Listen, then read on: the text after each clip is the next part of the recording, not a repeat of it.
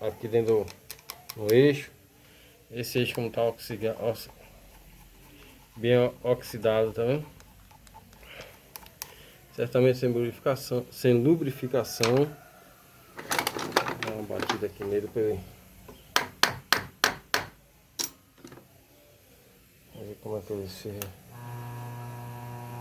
Essa batidinha aqui ele já... Mas ele tá fraco, entendeu?